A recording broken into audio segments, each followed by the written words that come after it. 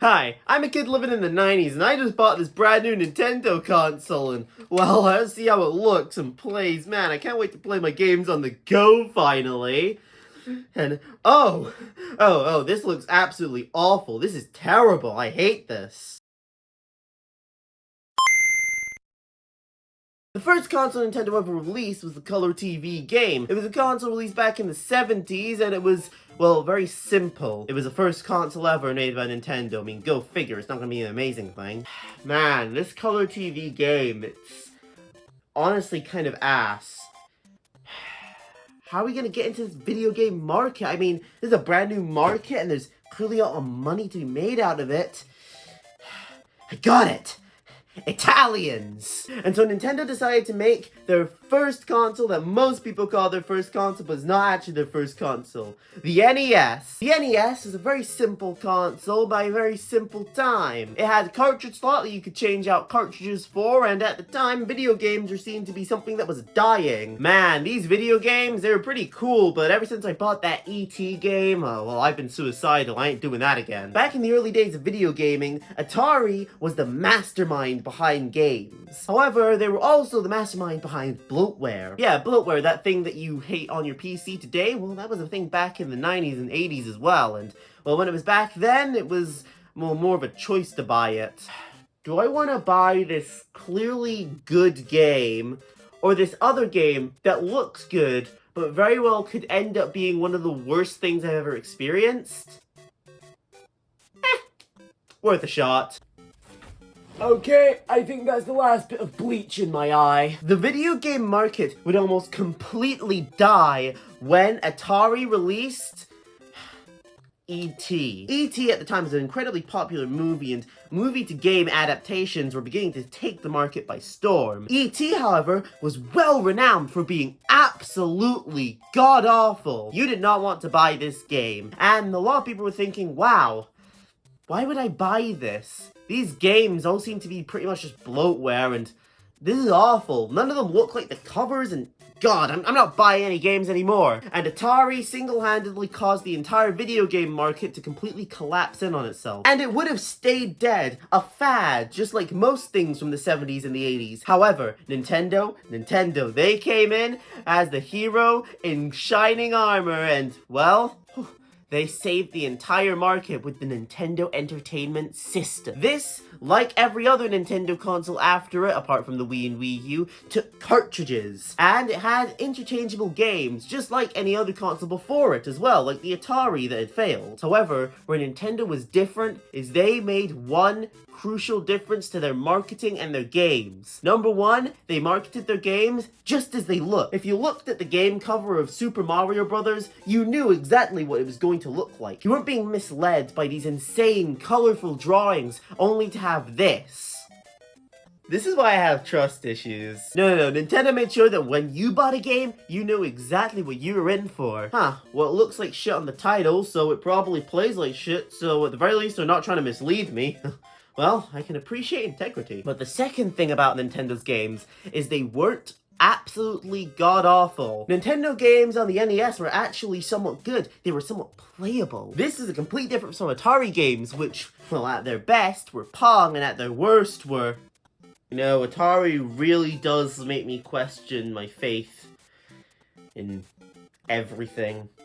Ever. However, Nintendo's games actually were playable. You had games like Mario or Metroid or Zelda. These games were incredibly popular at the time because they were actually good. Games like Zelda had a functioning story and an actual RPG element where you had to go throughout the entire map, an expansive world map that you could travel across and explore and find a ton of new things and die a billion times because the game is overly difficult for no reason. Games at this time were designed to be incredibly difficult, mainly because of the designers having the same design philosophy as arcade game makers. Back in the day, the only way if you wanted to play a game was to go to an arcade, and well, people at arcades were willing to make money, and the way they made money off of you was by getting you to continue to pay money to play their game. So they made their games intentionally, incredibly, and stupidly difficult in order to get you to have to die as many times as possible to get you to play and, well, pay as much as you can. However, this design philosophy for a while was transferred over to the console games, despite the fact that console games,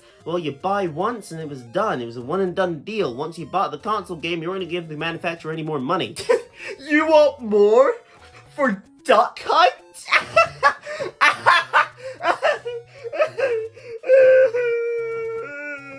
Take my whole wallet. Video games at the time were pretty much unbeatable without a game guide or a game genie to be able to hack your game and give you infinite lives or something. So while today they aren't the best of games, at the time, they were. Nintendo's early consoles, of course, don't just include the NES. I'm gonna include that all the way up to their very next console, the SNES. The SNES fixed pretty much every single major problem with the NES, and then some. The SNES is a console that, out of all Nintendo consoles, I look back on incredibly fondly. It's similar to the GameCube for me. It has so many good games on it, and is really underappreciated when it comes to the N64 for some reason. I don't know why. Why do people love the N64 so much? I can stab people with its controller. The Super Nintendo Entertainment System fixed almost every problem with the NES, with number one, the fact that the cartridges on the NES could often not read correctly and would get stuck because of the VHS type loading system in the console, whether with the SNES, it was simply the cartridge going right in the top. This allowed games to not get stuck as much and to work better. The connectors on the games are obviously better built as well on the SNES, or less likely to just glitch out for no reason and stop working, which they did quite often on the NES. At the time, bits were the most important thing in a console. It decided whether you had a good console or whether your console belonged in the 1800s. The original NES was just an 8-bit console. However, the SNES was a 16-bit console, which is double the bits, therefore meaning it must be better. A whole 2 times the bits? Oh my god, Nintendo, please, take me now! The games on the SNES as well were far better than the ones on the NES. Mario got a massive upgrade, having an entire world this time instead of just having the normal Mario world. Additionally, it looked a lot better, it was a lot cleaner, there were more colors, it was more vibrant. The game had more mechanics, more features, you had Yoshi now. All of this just from having 8 more bits. Zelda got a massive upgrade on the SNES, now having a far more expansive world and storyline. Metroid got an upgrade as well, and even had games like Star Fox, which completely overhauled the idea of what a video game could be by having a video game with somewhat 3D graphics. It wasn't anything like what was being on the N64 eventually, however at the time, this was really impressive. The controllers would also get upgraded. The original NES controller was decent, it actually works pretty well. An A button, a B button, a D-pad, a start, and a select. It's very simple. It's not the most complicated ever, it's not the best controller ever, but it did what it needed to. The SNES controller, however, had more buttons. It had the D-pad right there, it still had your start and select. However, it added the X and the Y button along with the A and the B. It also had an L and R triggers to the controller as well. The SNES controller also just had a generally much more comfortable shape than the NES controller, being more rounded at the edges instead of being the more uncomfortable box with the sharp corners. These early Nintendo consoles were incredibly important to the company, not only because this was the first console that got them into the gaming market fully, but also because this is what really saved gaming. As I said with the NES, they saved gaming at that time, and with the SNES it proved that the games market was still going strong. Nintendo also decided to try their hand at handhelds. The first handheld Nintendo ever made was the Game & Watch. This was a series of handheld consoles Nintendo made, and they were more like mini calculators with built-in games rather than actual game machines that could take different cartridges. And that's because they couldn't take different cartridges. As I said, they had their own built-in games. Each one of them was a completely different game in itself. The Game & Watch games were, not impressive. Well, I played E.T., I've seen worse. There was a Zelda Game & Watch that existed back at this time, and it was actually not the worst thing ever. It was an actual fully functioning game on the Game & Watch,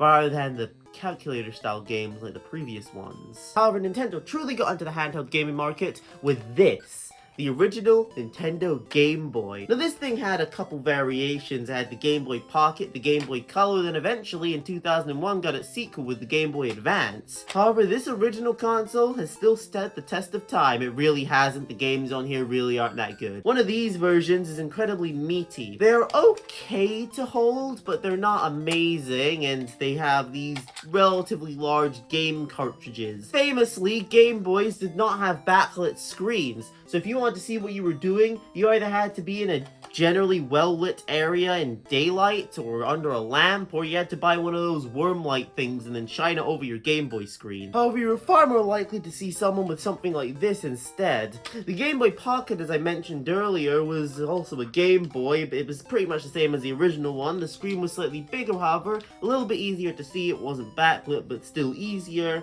and it was a lot smaller. This one could actually fit in someone's pocket. Yep. That is Pocket. The Game Boy Pocket itself is alright, there's nothing wrong with it. It's just not the best console ever. But at the same time, none of the consoles at these times were the best console ever. This was the early consoles, as well I've said already. Nintendo's earlier consoles were good, I liked them. However, are they the best? Well, the NES? No, not really. NES games are fun to look back on to see what things were like in the past, but it's more like going into a museum. It's like to look at the dinosaur fossils, but you wouldn't want to live in the Jurassic period. So much for what you say. I'm going back to the Jurassic period. I lost my leg. However, a console like the SNES, it actually held up pretty well. I still like SNES games to this day, most people do. Games like Super Mario World or Super Metroid or hell even Super Mario Kart still hold up really well to this day. These are games that people still play and speedrun and enjoy playing, and I understand why. They're good games, they're built well at the time, and they last. Now, certain SNES games didn't age as well as others, of course, however, you can't really blame them for that. At the time, they didn't expect these games to last any longer than like 6 years, so people still playing them today, that's impressive. So when it comes to the first Nintendo consoles, their early devices, they were actually pretty good. Nintendo was good at making consoles. This is what made them stand out at the very beginning with the NES. They were the only ones making something that was actually good that you would want to actually buy and use and play. And no one else was making that, and so they automatically pretty much won that generation. The SNES, while it had competition now from Sega, was still incredibly good, and well, a lot of people still bought it. It still outsold Sega, and Nintendo was still doing really well at this time. After this, they created the N64, which is where I think the early modern period of Nintendo began to start.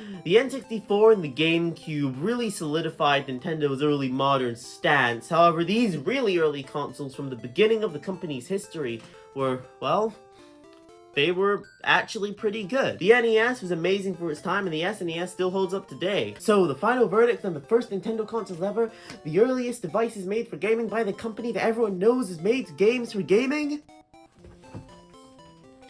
Oh, it can't look that bad. And